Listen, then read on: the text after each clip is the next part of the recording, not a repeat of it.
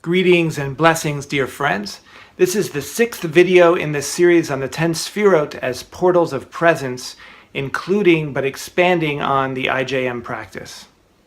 In the first 3 videos, we focused on the Sfirot of Chesed, Gevura, and Tiferet, corresponding to the portals of the heart, the body, and awareness itself from the IJM. In the last 2 videos, we explored Netzach and Hod as complementary aspects of Avodah, or spiritual practice. Netzach has to do with the commitment to regularly set aside time from your activities just for practice, such as setting aside time for meditation, for example. Hod, on the other hand, has to do with the recognition and gratitude for the fact that actually every moment is an opportunity for Avodah. When you combine Netzach and Hod, on one hand retreating from ordinary life for meditation, and on the other hand approaching all of your ordinary life activities as a form of meditation, then you have a synergistic powerhouse of spiritual transformation. In this video, we're moving on to the 6th of the 7 lower Sfirot, called Yesod, which means foundation. The name of this Sphira, foundation, is particularly ambiguous in its meaning.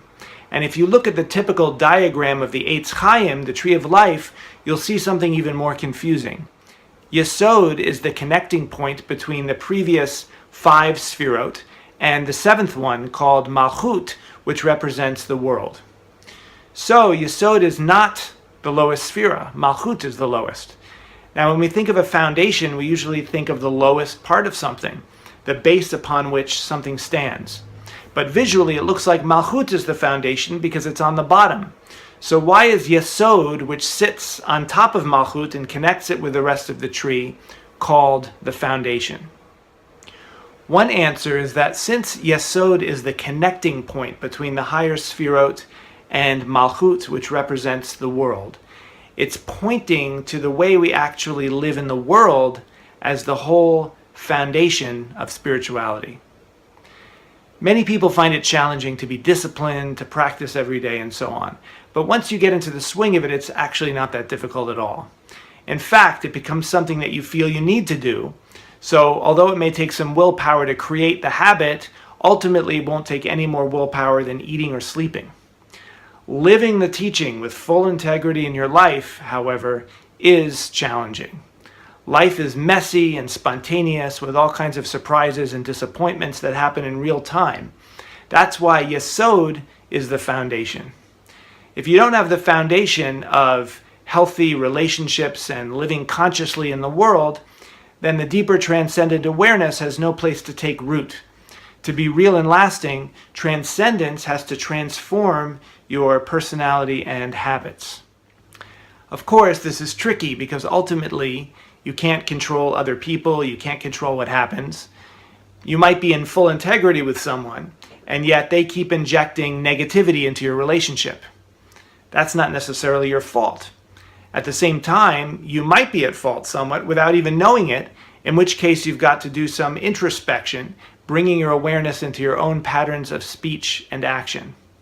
It's not simple or easy, and that's why there's a whole field of Jewish spirituality devoted to ethics and cultivation of positive character traits called Musar.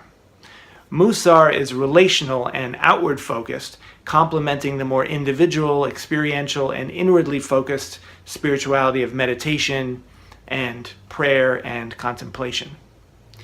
From a certain point of view, spirituality has this kind of dual nature. On one hand, it's about transcending the ordinary concerns and preoccupations of the mind and heart and opening to the spacious freedom inherent in pure awareness. On the other hand, when you transcend into that place of pure awareness, you have the potential to become more sensitive, more open to other beings that you meet. And that openness can express itself in loving connection with others. This dual nature is expressed in the Torah reading Parshat Bamidbar.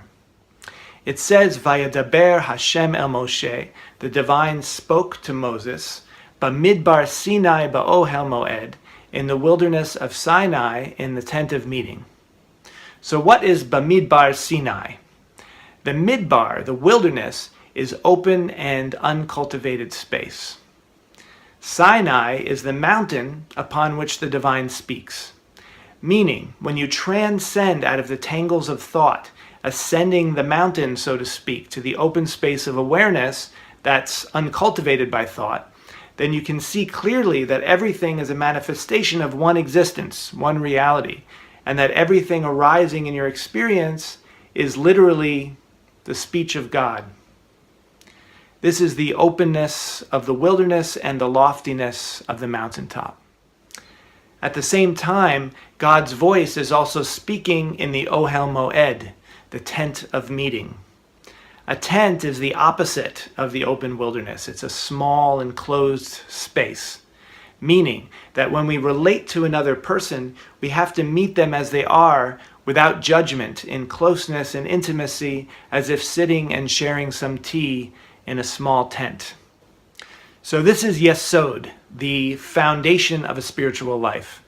It's about drawing on that liberating, renewing, healing energy of transcendence, the eternal present of the wilderness and the mountaintop, and then getting into the trenches of your life in time, in relationship with others.